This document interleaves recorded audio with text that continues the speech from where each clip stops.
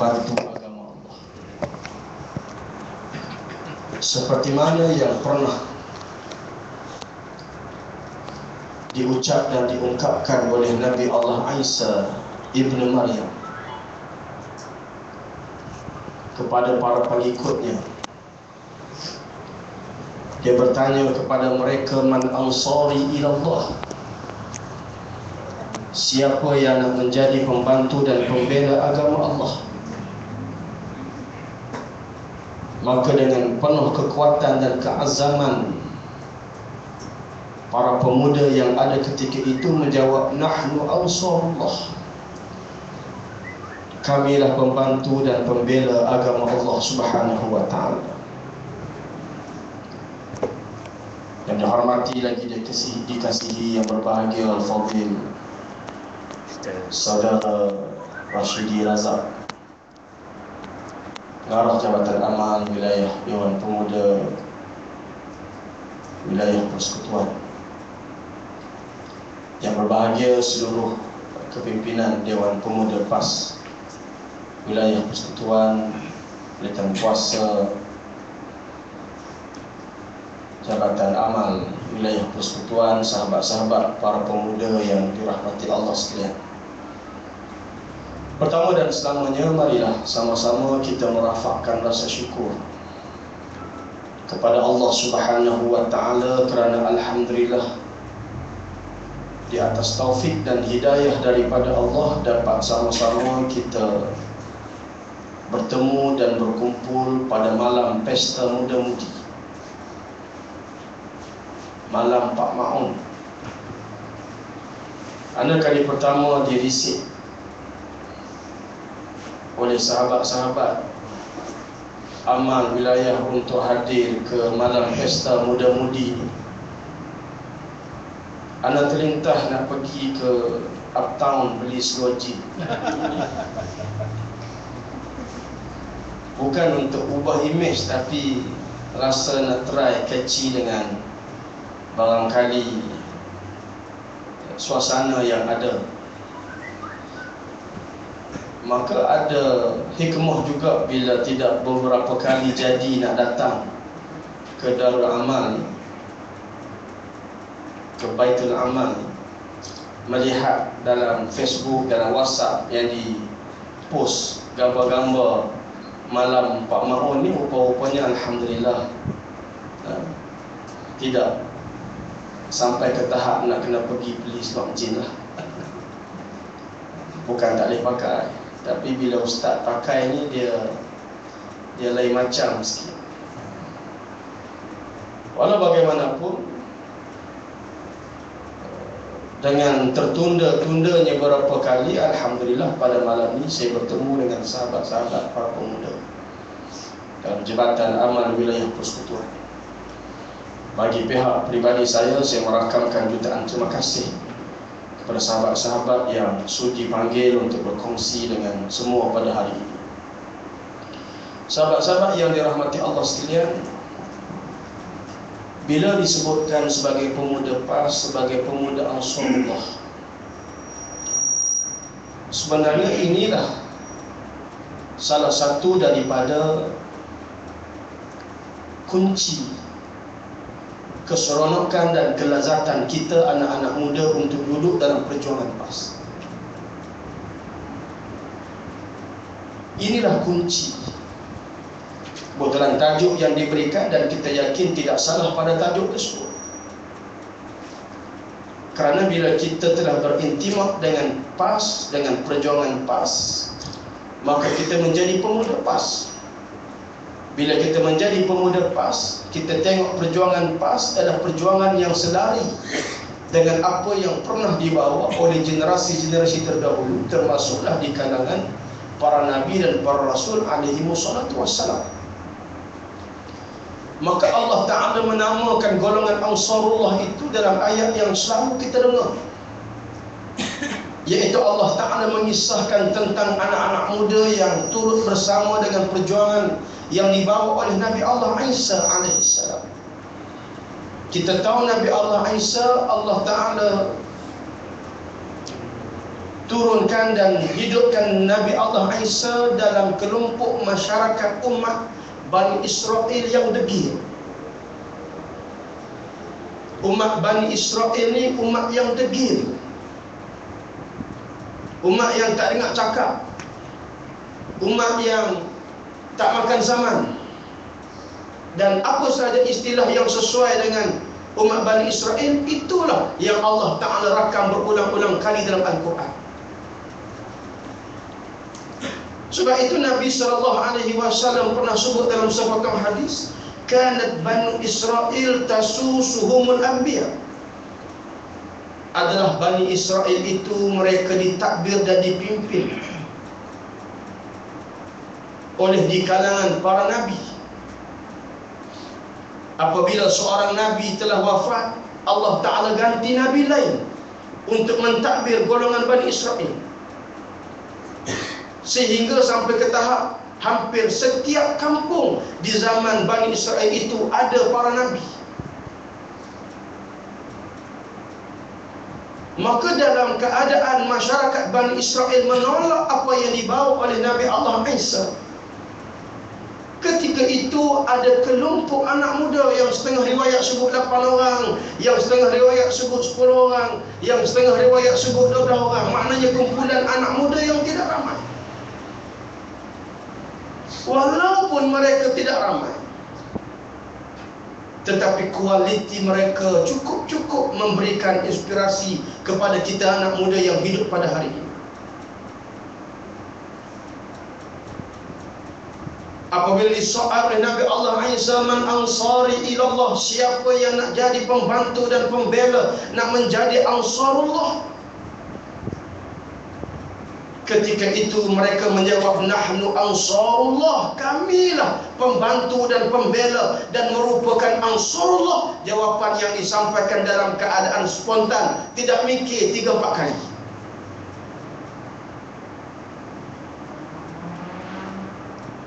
Dan mereka inilah yang berjuang dengan Nabi Allah Isa. Sehingga Nabi SAW pernah menceritakan bagaimana mereka inilah bilangan yang kecil inilah nasyiru bil manashir wa humilu alal khusyuk. Mereka ditangkap dan mereka disiksa. Sebahagian mereka digergaji tubuh badan, sebahagian mereka diikat tangan, diletakkan di atas kayu, disiksa. Akan tetapi Nabi sebut mereka tidak berganti. Mereka tidak berganti. Sebab itu pernah waktu Nabi SAW sebut, kamu akan tiba sampai masa kepada kamu suatu zaman, yang zaman itu akan lahir juga di kalangan golongan-golongan para pemerintah, para pemimpin yang zalim. Yang zalim, Nabi kata, fa in asaitumuhum qataluhum wa in ata'tumuhum adallukum. Sekiranya kamu ingkar kepada pemerintah pemimpin itu, nescaya kamu akan disiksa, ditangkap dan dibunuh. Andai sekiranya kamu taat, kamu akan disesatkan oleh mereka. Lalu para sahabat bertanya pada Nabi SAW, apakah yang patut kami lakukan? Famadza nasna'u ya Rasulullah? Kami nak buat apa? Kami nak ingkar, kena tangkap, kena bunuh, hentak 24 jam, tukar tempat. Kami nak taat, nescaya sesat. Taat pada orang yang melakukan kezaliman, setuju kepada orang yang melakukan kezaliman. Allah Ta'ala dah sebut dalam Quran, wala tarkanu ilal ladzina zalamu fatamassakumun nar. Jangan kamu sokong, kamu setuju orang yang melakukan kezaliman, nescaya akan kamu disambar api neraka.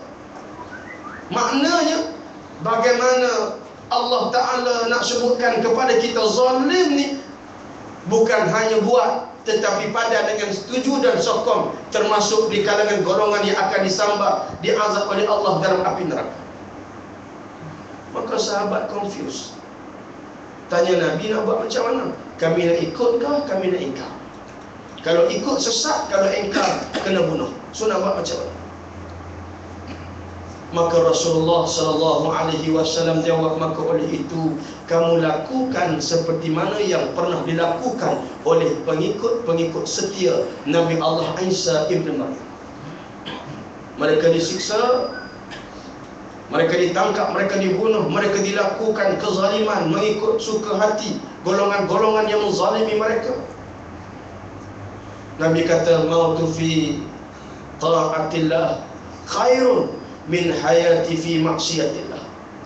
Mati dalam kamu taat kepada Allah lebih baik dan lebih mulia daripada kamu hidup tetapi melakukan maksiat dan keingkaran kepada Allah. Saya nak sebutnya sahabat sekalian, ini sifat Ansarullah. Ini pemuda Ansarullah yang pernah menjadi pengikut setia Nabi Allah Isa ibn Maryam. Maka andai sekiranya pemuda PAS yang memahami akidah perjuangan yang jelas, yang memahami bagaimana perjuangan kita adalah mata rantai sambungnya sehingga pada perjuangan yang pernah ditinggalkan oleh para nabi dan para rasul terdahulu, maka kita juga adalah pemuda-pemuda Ansarullah. Sebab itu tuan-tuan sekalian, pemuda-pemuda ini, anak-anak muda ini sebenarnya adalah golongan-golongan yang terpilih. Allah Ta'ala waktu khas ayat khusus tentang anak muda dalam Quran, dalam surah Al-Kahfi yang disebut sebagai ulama sebagai surah anak muda. Nahnu naqussu 'alaika naba'ahum bil haqq innahum fityatun amanu bi rabbihim wa zidnahum huda. Ini Allah Ta'ala sebut dalam surah Al-Kahfi. Sesungguhnya kami nak ceritakan kepada kamu kisah yang benar, kisah anak-anak muda yang beriman kepada Allah dan Allah Ta'ala tambahkan keimanan kepada mereka. Maknanya menjadi suatu agenda besar. Allah Ta'ala rakamkan kisah tentang anak-anak muda. Sebab itu tuan-tuan sekalian, seorang ulama yang bernama Syekh Abdullah Nasir Ulwan,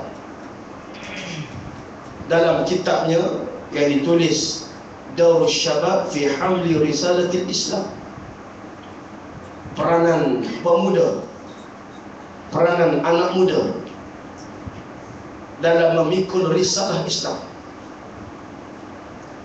Dia sampaikan ceramah dia dalam bentuk ceramah, anak murid dia tulis balik. Dia sampaikan ceramahnya di hadapan mahasiswa dalam universiti, yang ketika itu semua mahasiswa di kalangan anak-anak muda. Maka dia kata, hari ini tajuk yang aku nak sampaikan kepada kamu ialah peranan anak muda dalam memikul risalah Islam. Ketika itu ada di kalangan pelajar mahasiswa bangkit soal kepada Syekh. Dia kata, Syekh, kenapa tajuk ni diberi nama sebagai Daurus Syabab, peranan orang muda? Apa salahnya anda sekiranya tajuk ni diberi Daurul Rijal fi Hamli Risalatil Islam, peranan orang lelaki? Kan umum orang lelaki berumur pun boleh terlibat, hak 40 tahun boleh terlibat, hak 30 tahun boleh terlibat, hak 60 tahun boleh terlibat. Kenapa tajuk yang kamu sampaikan pada hari ini kamu khususkan kepada Daurus Syabab, peranan anak muda?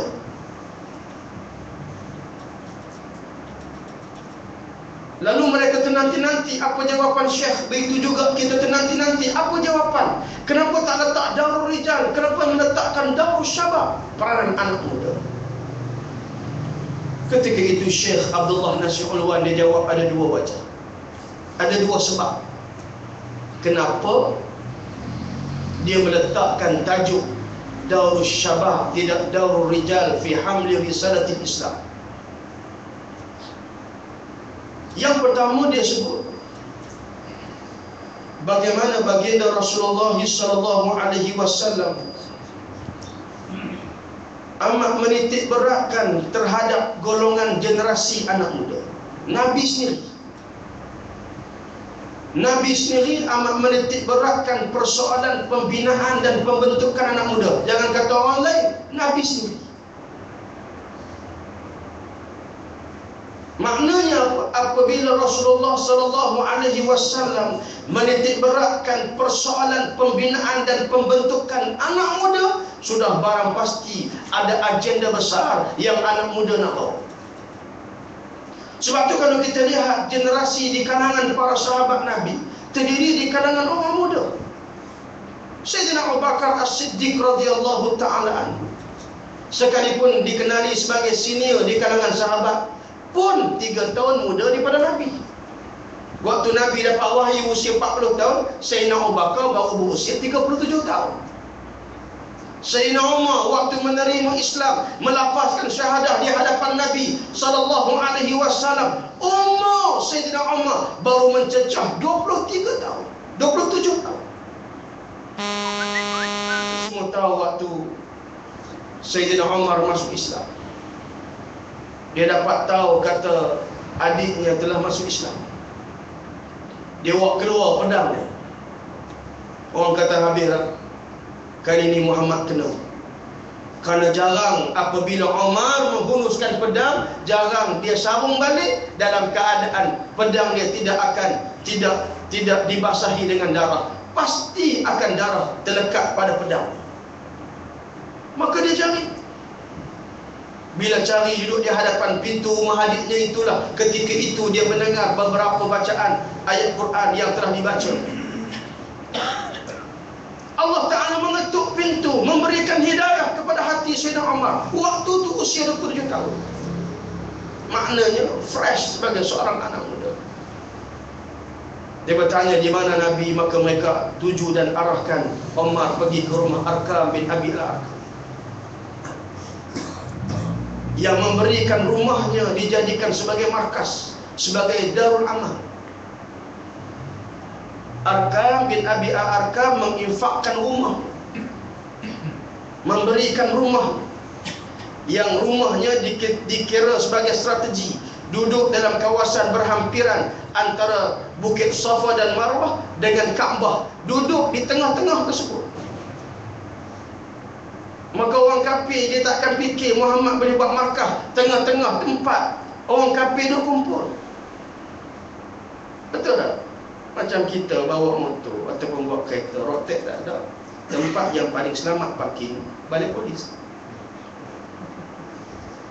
InsyaAllah boleh tak tengok dah, tengok sebab dia berani buat masuk. Maka strategi Nabi memilih rumah Arkam bin Abi Al-Arkam, dia duduk di tengah-tengah kota Mekah yang dikelilingi oleh rumah orang kafir yang memusuhi Islam yang dibawa oleh Nabi. Lalu bila Sayyidina Umar ketuk pintu rumah Arkam, ketika itu yang keluar bangkit, Nabi tengah beri tazkirah kuliah begini, yang bangkit 2 orang sahabat buka pintu. Bila buka pintu, mereka automatik tutup kerana melihat terkejut, kerana di luar rumah Arkam adanya Umar. Ketika itu Sayyidina Hamzah 2-3 hari baru masuk Islam. Sayyidina Hamzah tengok puak ni dah nampak macam hantu, macam hantu Kak Limah balik rumah. Dia pun bangun. Dia bangun, dia kata kenapa? Mereka jawab pada Sayyidina Hamzah, Umar ada di luar. Bila sebut Umar, orang tak berani. Panah barang dia, kecekapan dia untuk dia bertembung dan juga berdepan dengan golongan-golongan siapa yang nak bermusuh dengan dia, dia berani. Lalu bila sebut Sayyidina Umar duduk di luar, Sayyidina Hamzah kata buka. Sayyidina Hamzah pun dia buka. Andai sekiranya Umar nak masuk dalam keadaan yang baik, kita sambut dalam keadaan yang baik. Tapi andai sekiranya Umar masuk untuk melakukan suatu perkara, aku Hamzah akan mendada berdepan dengan Sayyidina Umar.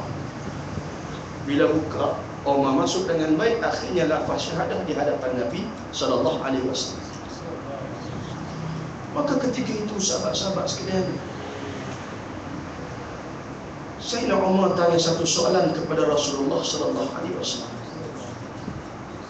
Sayyidina Umar kata, ya Rasulullah, lepas dia lafazkan syahadah, dia tanya, ya Rasulullah, alasna alal haq?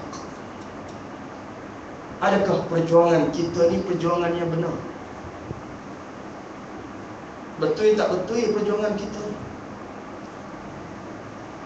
Maka Nabi kata, sudah tentu betul wahai Umar.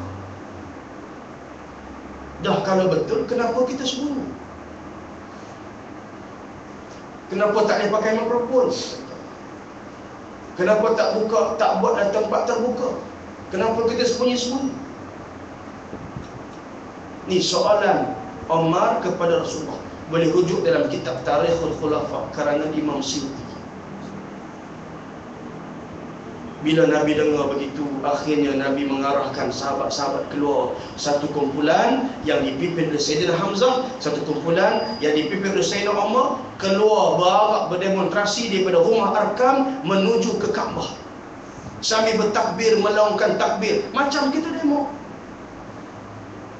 Keluarlah pemuda-pemuda UMNO zaman tu, pemuda-pemuda perkasa hak berengih. Tengok siapa dia berani membawa agama Muhammad. Bila mereka tengok keluar, yang lead dua kumpulan ini, Sayyidina Hamzah dan juga Sayyidina Umar, hilang tengkok masuk dalam rumah.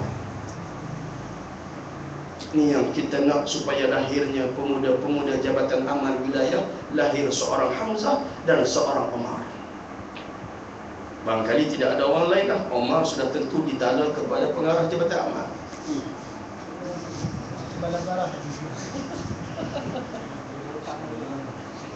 Sahabat-sahabat yang dirahmati Allah sekalian, ketika itu Sayyidina Abdullah ibn Abbas, dia cerita malaikat Jibril turun jumpa Nabi.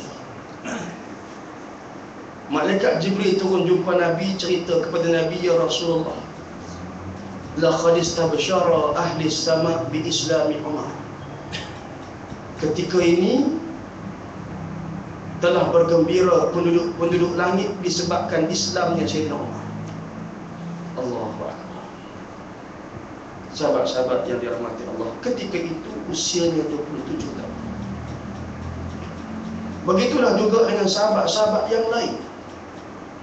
Kibar sahabat terdiri di kalangan anak-anak muda. Maka kita tak pelik bila Syekh Abdullah Nasir Unwan kata, kenapa disebutkan Daurus Syabab? Kerana yang pertama, Nabi cukup-cukup membina dan membentuk anak-anak muda. Nabi minat dengan anak-anak muda.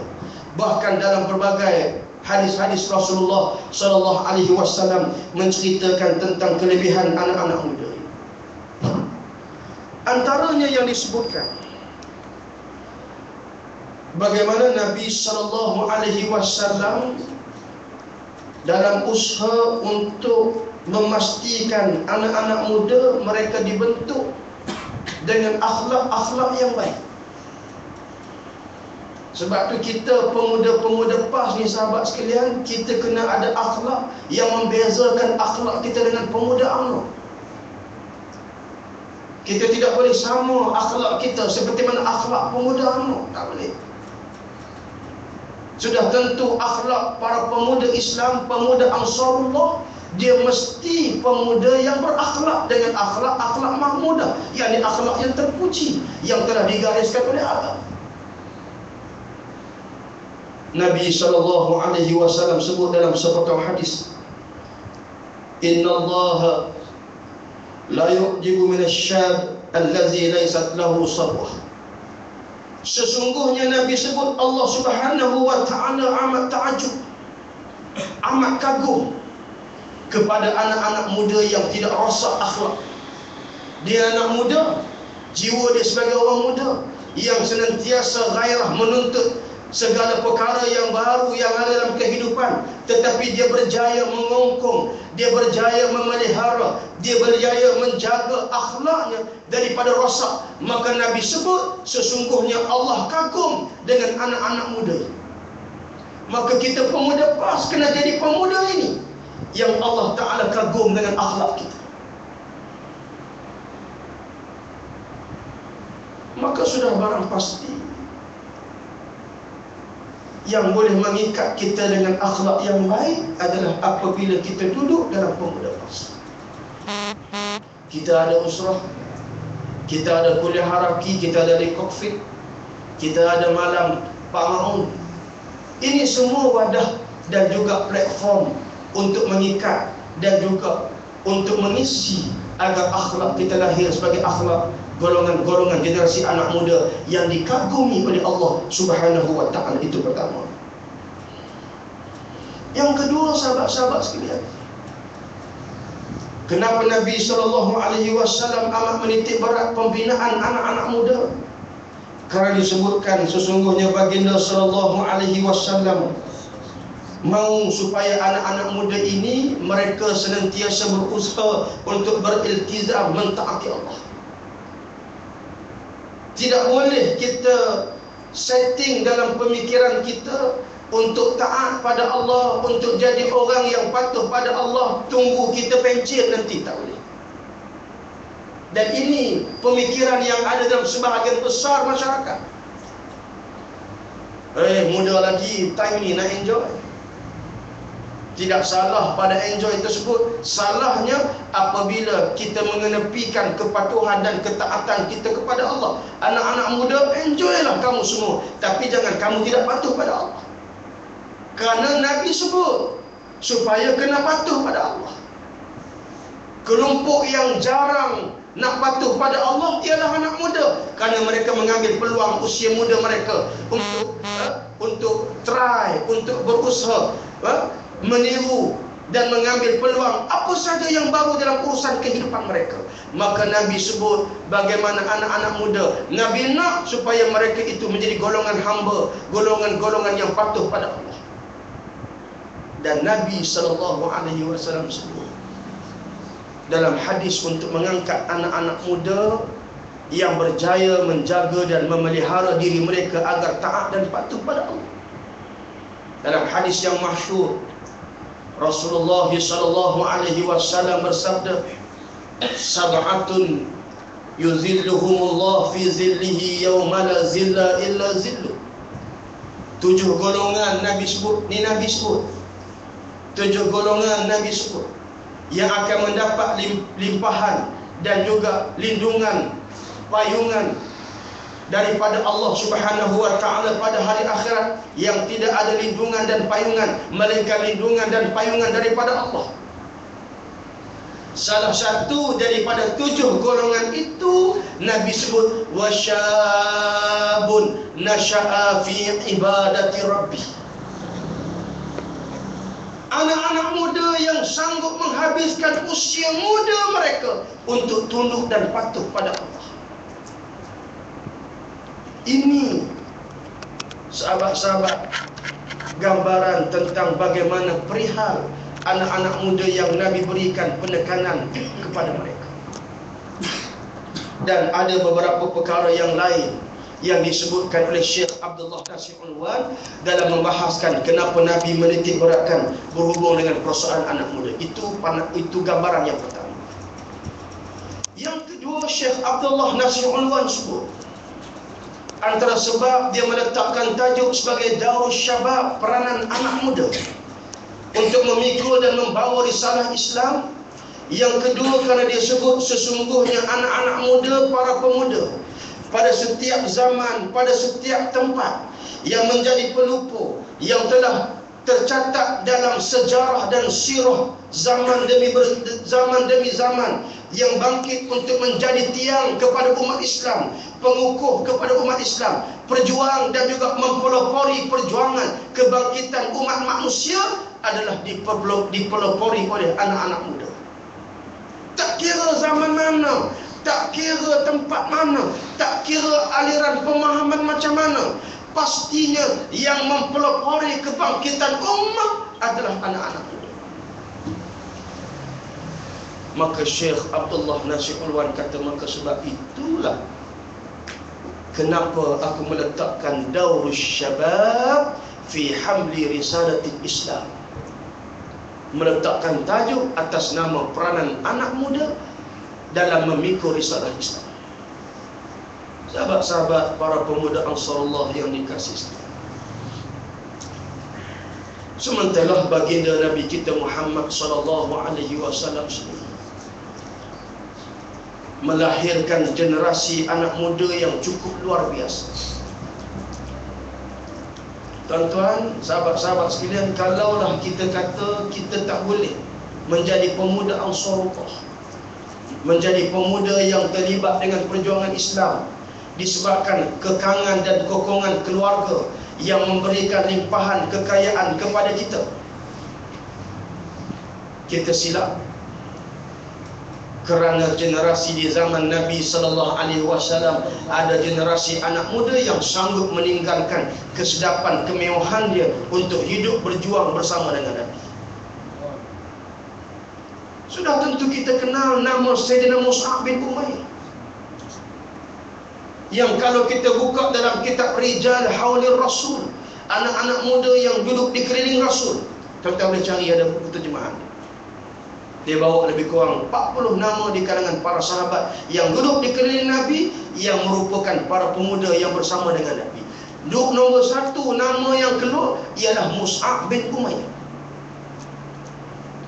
Mus'ab bin Umair masuk Islam di zaman Mekah, bukan zaman Madinah, zaman Mekah, zaman susah.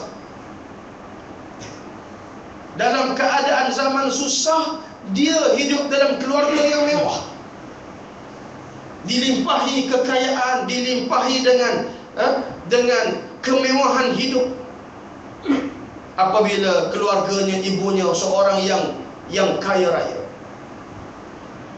Namun apabila Allah Subhanahu wa taala memberikan dan mencampakkan hidayah dalam hati Mus'ab, ketika itu dengan kekuatan tarbiyah yang dimiliki daripada Rasulullah sallallahu alaihi wasallam, dia sanggup untuk meninggalkan kemewahan hidup dia. Lepas dia masuk Islam, Nabi dengan sahabat duduk dalam masjid. Dia masuk dalam keadaan pakaiannya penuh dengan tampal, sebagai seorang yang hidup susah. Kemewahan dah disekat, duit bulanan dah tak dapat. Kalau tidak, dia pakaian yang mahal, lalu di pasar Mekah, dia dah pakaian yang paling mahal. Bau-bauan, orang tahu inilah bau-bauan Mus'ab yang harum, yang harumannya tidak ada orang Mekah pakai, dia seorang.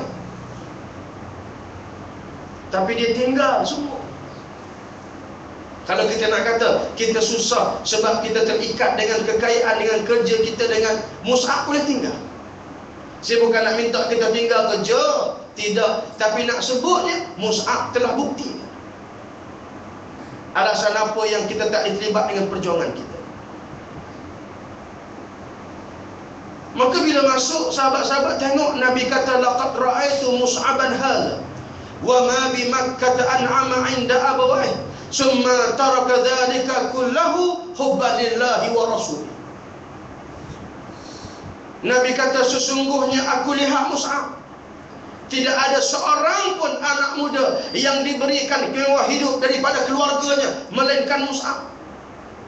Summa taraka dzalika kullahu, kemudian dia meninggalkan seluruh. Kenapa? Kerana Nabi sebut hubban lillah wa rasul, kerana cintanya kepada Allah dan Rasul, cinta dia kepada perjuangan Islam. Ini Mus'ab.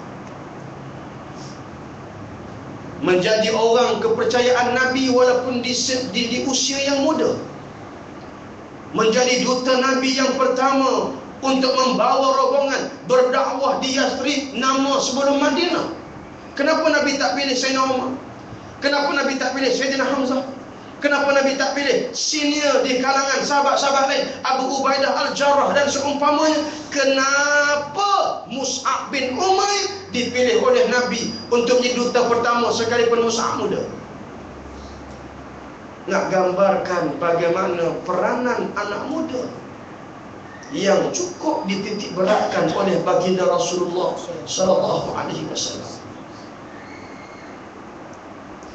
Dan Sayyidina Mus'ab memikul amanah ini dengan jaya. Dia tahu Nabi beri amanah, memikul risalah yang cukup besar, dia perlu laksanakan sebaik mungkin, tidak culas dalam melaksanakan amanah. Ini semua istifadah dan pengajaran yang boleh kita ambil. Assign sahaja pada kita, ditanggungjawabkan kepada kita, kena laksana seumpama Mus'ab laksanakan tugas duta yang diberikan oleh baginda. Tuan-tuan, dia membawa rombongan yang besar, jumlah umat Islam yang ramai untuk bertemu dengan Nabi pada tahun yang berikutnya. membuka ruang peluang untuk Nabi berhijrah, sahabat-sahabat berhijrah, menjadikan tempat Mus'ab memulakan tapak kakinya di Yathrib, sehingga tertegaknya daulah Islamiah. Kaki dia mendahului Nabi melangkah masuk ke Yathrib. Mus'ab, anak muda. Nampak Nabi pilih generasi anak muda untuk mainkan perang. Sehinggalah akhirnya cita-cita Mus'ab telah dimakbulkan oleh Allah. Dia syahid dalam peperangan Allah. Sahabat-sahabat yang dirahmati Allah sekalian, begitulah juga andai sekiranya kita nak kata diri kita ni tak boleh duduk dalam PAS, tak boleh nak join dengan pemuda PAS, sebab saya ada sejarah lama saya, Ustaz. Semua duduk dalam pemuda PAS ni juru-juru belaka.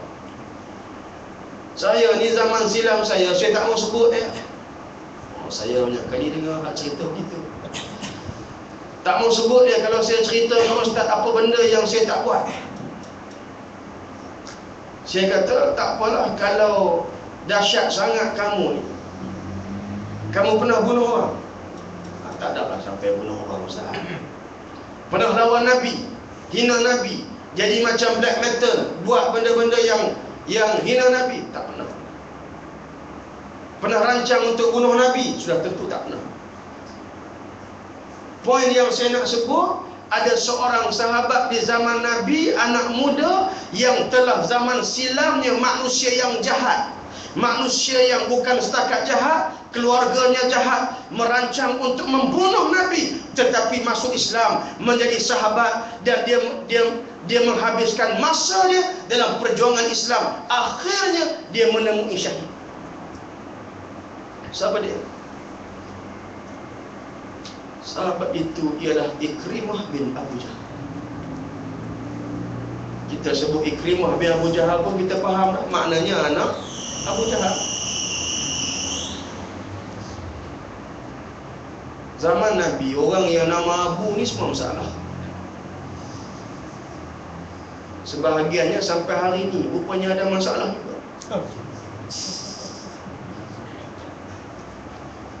Abu Jahal, Abu Lahab ni orang yang musuh dengan Nabi. Maka bagaimana Ikrimah sebelum ni dia tak apa nak tahu dan dia tak benci Nabi. Dia ikut ayah dia untuk lawan Nabi. Dia bantu ayah dia lawan Nabi, bantu Abu Jahal lawan Nabi. Dia susun, dia bantu secara teknikal untuk ayah dia memusuhi Nabi. Sehinggalah apabila Abu Jahal dah berjanji dia takkan pulang daripada peperangan Badar, sehingga dia berjaya bunuh Nabi, rupanya dia yang terbunuh di hadapan mata Ikrimah. Bermula daripada saat itu Ikrimah menanam dendam kepada Rasulullah. Dia mengambil alih, merancang untuk menjadi golongan yang sama niat dia seperti mana ayah dia untuk membunuh Nabi dalam peperangan Uhud. Dua sayap kuda dipimpin oleh Khalid bin Walid. Sayap tentera yang tidak berkuda dipimpin oleh Ikrimah, antara mastermind yang merancang untuk membunuh Rasulullah.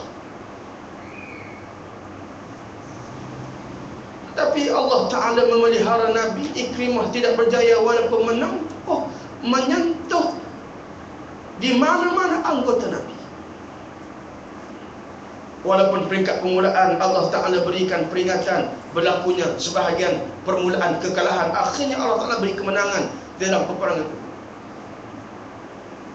Maka Ikrimah melalui jalan-jalan hidupnya selepas daripada itu dalam keadaan hatinya tidak rasa selesa, sehinggalah dia sendiri datang jumpa Nabi, melafazkan syahadah di hadapan Nabi, dan Nabi menerima dia sebagai seorang sahabat. Jadi sahabat. Nak kata kita gedebe dia lagi pada kita. Dia sahabat, dan lepas dia memeluk Islam, dia menerima Islam, melafazkan Islam kepada Nabi, sejak daripada itu dia meninggalkan zaman silam. Jangan buka cerita zaman silam. Walaupun zaman silam kita tu dahsyat, tapi jangan buka cerita kalau benda tak baik. Nah, ada kita semua kali sembang dengan kawan-kawan kan, "Woi, aku dulu," dia mula. "Aku dulu kalau orang lain boleh angkat gelas arak buat macam tu, tumpah, aku tak tumpah." Dia nak cerita kata dia tu lebih dahsyat. Dia suruh cerita hak zaman hak tak betul jahiliah, tutup buku dengan buka dah. Maka samalah juga dengan Ikrimah, menutup buku dendamnya di hadapan Nabi SAW. Suatu ketika dulu dia memenuhi masa dia untuk dia nak cover semula zaman dia memusuhi Nabi. Dengan tidak ada satu peperangan pun yang dia miss. Akhirnya dia syahid. Akhirnya dia syahid ketika mana memperjuangkan agama Allah. Sahabat-sahabat yang dikasihi sekalian, begitulah juga generasi selepas daripada itu. Antara nama yang harum berjaya melaksanakan amanah perjuangan Islam, seorang anak muda yang bernama Uqbah bin Nafi'. Lepas Sayyidina Ali wafat, habis kerajaan Khilafah Ar-Rashidin, diganti oleh kerajaan dinasti Bani Umayyah. Yang memulakan kerajaan Bani Umayyah ini ialah Sayyidina Muawiyah bin Abi Sufyan, seorang sahabat. Ketika itu Muawiyah bin Abi Sufyan mengamanahkan kepada Uqbah bin Nafi', seorang anak muda, memimpin armada tentera untuk menawan beberapa lokasi kawasan di Afrika Selatan. Satu daerah demi satu daerah Uqbah bin Nafi' masuk dengan tentera. Dia masuk, dia dapat tawan, bukan gila untuk menawan negara ataupun negeri, untuk mengaut hasil mahsul negara, tetapi untuk menawan dan mendirikan syariat Islam, kerana syariat Islam adalah syariat yang adil pada manusia. Satu daerah dia pindah, selesai dia masuk daerah tersebut, selesai dia pindah ke negeri tersebut, selesai dia pindah ke negeri tersebut. Sehinggalah sahabat sekalian, Uqbah bin Nafi' selesai semua daerah dan negeri, dia berdiri betul-betul di hadapan pesisiran pantai Tanjah di lautan Atlantik. Tak ada darat dah.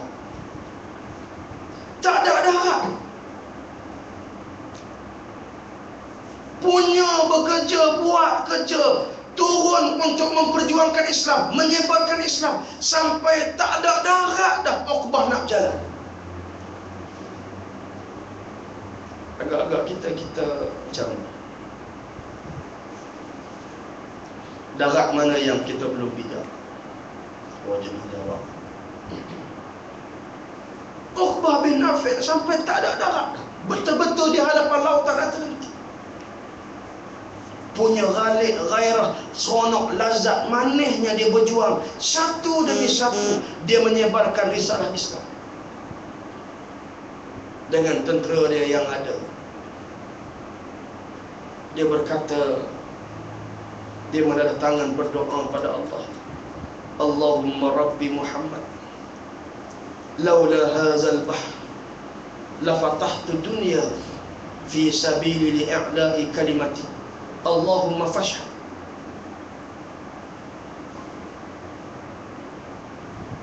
Ya Allah, ya Tuhan Muhammad, kalaulah tidak disebabkan oleh lautan ini yang sudah habis daratnya, nescaya akan aku buka dunia ini semata-mata di atas jalan untuk meninggikan kalimah Engkau. Ya Allah, saksikanlah aku dan armada tentera aku sampai betul-betul di hadapan lautan, maka saksikanlah inilah perjuangan yang telah kami buat. Allahu Akbar, sahabat-sahabat yang dirahmati Allah SWT. Maka oleh sebab itu, kesemua ni gambaran yang saya bawa, yang sengaja saya bawa untuk kita melihat, bukan kita sahaja yang duduk sebagai anak muda yang memperjuangkan Islam ini, bahkan sejak zaman berzaman lagi. Dan kita duduk dalam perjuangan PAS, duduk sebagai pemuda Ansarullah, nama-nama yang kita sebut tadi, dia mengikat satu rantai, satu rantai, satu rantai, sampailah kepada kita hari ini menjadi mata rantai perjuangan yang pernah ditinggalkan oleh baginda Nabi SAW. Tapi syarat kena jadi pemuda PAS. Syarat kena menjadi pemuda Ansarullah, yang apabila kita melihat generasi-generasi terdahulu, mereka bukan semata-mata mereka gairah untuk beramal, untuk melakukan kerja-kerja amal Islami, tetapi mereka menjadi di kalangan anak-anak muda yang duduk dalam kelompok pentarbihan yang pernah ditarbiah oleh Rasulullah SAW. Kerana perjuangan kita ini, tuan-tuan sekalian, perjuangan Islam dia tak senang. Perjuangan Islam dia tidak akan dibentangkan permaidani indah kepada kita semua. Pasti akan ada perkara yang menguji dan menggugat kedudukan kita sebagai para pemuda. Diuji dengan kesusahan. Nabi pernah diuji dengan kesusahan. Diuji dengan fitnah. Nabi pernah diuji dengan fitnah. Bahkan lebih dahsyat apabila Nabi difitnah, bagaimana Aisyah radhiyallahu taala anha difitnah ada fair dengan orang lain dalam peristiwa hadis ifk. Nabi pulang dalam peperangan, dalam perjalanan singgah di suatu tempat, Sayyidina Aisyah turun. Sahabat-sahabat tak perasan Sayyidina Aisyah turun, sahabat bergerak. Tinggal Aisyah seorang di perjalanan. Menjadi lumrah Nabi akan tinggal seorang sahabat nun jauh untuk memantau ada tak ada golongan musuh yang ikut. Maka sahabat inilah yang bernama Safwan bertemu dengan Sayyidina Aisyah. Balik Sayyidina Aisyah, akhirnya belum sampai lagi ke Madinah, ada puak-puak munafik telah membuat propaganda, memburuk-burukkan dan memfitnah kononnya Sayyidina Aisyah telah melakukan hubungan yang tidak baik dengan Safwan. Nabi kena fitnah, sahabat. Nak beri gambaran kepada kita bagaimana tak senang perjalanan perjuangan kita pada hari. Maka dalam nak memasak dan menanam serta mengakar umbikan kaki-kaki kita dalam perjuangan ini, tidak ada kaedah melainkan melalui siri-siri tarbiyah yang perlu kita susun. Allah Ta'ala berfirman, "Lau kana 'aradan qariban wa safaran qasidan lattaba'uk walakin ba'udat 'alaihim syuqqah." Kalaulah Islam yang kau bawa itu perjalanan dia dekat dan manfaat dia mudah dapat, nescaya manusia akan berbondong-bondong ikut kamu. Tetapi ketahuilah sesungguhnya Islam yang kamu perjuangkan itu perjalanan dia jauh, tidak cukup dengan jauh, dipenuhi dengan bermacam-macam bentuk ujian, mihnah, ibtila yang akan menggugat kedudukan. Sahabat-sahabat yang dirahmati Allah sekalian, maka oleh sebab itu kita kena berusaha untuk menjadi pemuda Ansarullah. Makna menjadi pemuda Ansarullah, pemuda yang ditarbiyah dan pemuda yang senantiasa tidak lekang kegairahannya untuk melakukan kerja-kerja amal Islami. Dalam istimewa Dewan Pemuda PAS Negeri Selangor Lobau, istimewa terbaru, saya sebut bagaimana pemuda kena berhati-hati dengan 3 trend yang songsang yang berlaku di kalangan sebahagian para pemuda kita. Yang pertama ialah trend golongan yang suka datang usrah dan juga program-program tarbiyah, tetapi dia tinggal kerja-kerja amal. Trend yang kedua, golongan yang suka buat program, muka dia yang buat program, tapi dia tak mau hadir program usrah. Kelompok yang ketiga, ialah kelompok yang usrah pun dia tak main, program tarbiyah pun dia tak ikut, program amal, kerja-kerja amal, program-program pun dia tak pergi. Ini paling malam. Maka kita kena jadi pemuda yang keempat, iaitulah pemuda-pemuda yang hadir dalam program-program tarbiyah. Dalam masa yang sama, pemuda-pemuda ini jugalah yang hadir untuk melakukan kerja-kerja amal Islam. Maka oleh sebab itu, pemuda PAS perlu menjadi pemuda yang istiqamah dalam hidup. Sebab kita pemuda yang ditarbiyah, sebab kita pemuda Ansar. Seperti mana yang saya pernah sebut, kita tak mahu hanya semata-mata istiqamah dengan PAS, tapi kita kena menjadi pemuda yang juga istiqamah untuk mempertahankan PAS. Kerana hari ini bermacam-macam bentuk ruang orang cuba nak memburuk-burukkan perjuangan PAS, memburuk-burukkan kepimpinan PAS.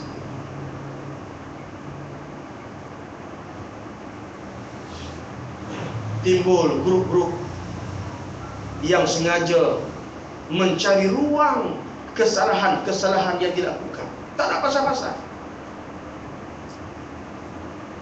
Maka pemuda PAS perlu menjadi pemuda Ansarullah yang istiqamah dengan perjuangan PAS dan istiqamah untuk mempertahankan perjuangan PAS. Mudah-mudahan kita menjadi pemuda-pemuda tersebut dan Allah Ta'ala memberikan hidayahnya kepada kita sehingga kita mampu untuk mengekalkan kedudukan kita sebagai pemuda Ansarullah, sehinggalah kita menghembuskan nyawa kita, nafas kita yang tak akhir. Mudah-mudahan Allah Ta'ala memberkati usia muda kita. Aqulu qawli hadza wa astaghfirullah li wa lakum. Wassalamualaikum warahmatullahi wabarakatuh. Takbir. Allahu Akbar. Waalaikumsalam warahmatullahi wabarakatuh. Pengisian yang ringkas, padat dan berkesan, insya-Allah. Jadi pada awal tadi anda tak sebut, anda sebut dengan Ustaz Syarhan Humaizi. Jadi mungkin ada antara sahabat kebanyakan kenal lah Ustaz Syarhan, tapi mungkin ada sahabat yang masih tertanya-tanya siapakah sebenarnya Ustaz Syarhan ni, siapakah jejaka misteri ni, kan? Jadi sebelum kita buka kepada satu dua soalan berkaitan dengan anda lebih suka kalau kita buat program ini, kita tanya isu dalaman. Maknanya isu tarbiyah, isu apa-apa yang jangan sebut isu yang tak ada kena-kena kita. Kita tak sebut sekali dulu, selibas yang dulu sebut program di panggung. Ada sahabat yang tanya pasal MH370 kat Presiden, tak kena langsung. Ya, program dia itu tanya pasal pesawat hilang. Jadi peluang yang besar kita dapat tanya direct ni, kita tanya benda yang penting berkaitan dengan jemaah, dia mudah. Jadi sebelum kita terus persoalan, nak minta Ustaz tahu Zarul, ya, Ustaz ni kita lebih minat asal mana, belajar mana dia istimewa. Silakan. Tak tahu lagi rupanya. Akhukum fil Islam, Syarhan Humaizi Abdul Halim. Syarhan Humaizi Abdul Halim dilahirkan di Hospital Besar Rostar Kedah, Kedah. Tapi hidup juga berpindah rendah kerana waktu kecil tu ayah anda dia dah terlibat dengan politik. Waktu anda ingat, yang anda sedar, waktu dia ketua pemuda, anda tak ingat, anda kecil, tak silap 2 tahun, 3 tahun, 4 tahun. Tetapi yang ingat waktu dia susah pun, so banyak kami terpaksa berpindah randah, sehinggalah yang terakhir bila pindah duduk di Gombak ya, telah berumah tangga, alhamdulillah, tetapi masih belum dikurniakan zuriat. Anak ketiga daripada 5 adik-beradik. Pengajian terakhir di Universiti Azhar, di Universiti Melaya, tapi tak habis. Buat master di UM tak habis. Sebab dah buat master, libat pula, tak apa nak boleh berikan fokus, akhirnya diterminate nama daripada akademi. Dan sekarang ni alhamdulillah full time dengan perjuangan dengan parti. Bermulanya jawatan dalam parti ni sebagai anak usrah selepas balik daripada Mesir. Lepas anak usrah diberi peluang sekali dua untuk menyampaikan pengisian, dan terus jawatan pertama dilantik sebagai ad hoc timbalan pengarah mesyuarat agung tahunan. Itu jadi apa? Mesyuarat agung tahunan itu sebagai ad hoc, kemudian naik sebagai AJK unit pengundi muda, kemudian ketua unit pengundi muda, pengurusi dalam tarbiyah pemuda kawasan, naik ketua Dewan Pemuda Kawasan, akhirnya naik ketua Dewan Pemuda PAS Islam. Maknanya nak bandingkan dengan orang lain, pengalaman kita terus sedikit lah. Tapi walau bagaimanapun itu antara apa yang anda buat selepas daripada anda pulang daripada Mesir. Walaupun di peringkat awal pulang daripada Mesir itu cita-cita macam-macam. Cita-cita nak jadi pensyarah, cita-cita nak sambung sampai duduk luar negara, tak mau nak balik pula. Dia ada main macam-macam. Tetapi bila dah kita terlibat dengan jemaah, usrah yang mengisi hati dan jiwa kita ni, kita dah rasa benda-benda tu semua dah tak apa nak lazat. Lazat duduk dah jemaah. Bukan nak halang sahabat-sahabat nak mengaji, ada ruang mengaji lah. Ada kalau ada peluang dia nak mengaji Dr. Dr. Fadli, ada ruang nak mengaji di Lod, mengaji. Tetapi mengambil kira dan peluang keadaan kita, tuntutan kita yang ada pada hari ini, mana yang lebih diutamakan, waktu kita ambil itu sebagai utama. Itu sebagai sebuah yang istimewa. InsyaAllah dah buka pada soalan. Ada sahabat yang nak tanya soalan pada Ustaz. Kemudian tanya langsung. Sila, jangan malu-malu. Tawaduk. Bagi jawatan tanya soalan. Saya rasa apa yang saya sampai dia mengesak dalam jiwa ni. Tak bagi tanya lah. Ada? InsyaAllah. Tuan-tuan yang mulia, Azam tuan-tuan yang mulia, insyaAllah. Okay, kalau ada soalan, saya rasa alhamdulillah cukup lah untuk malam ini. Malam lain kita panggil Ustaz, InsyaAllah. Dan juga ada sedikit pengumuman.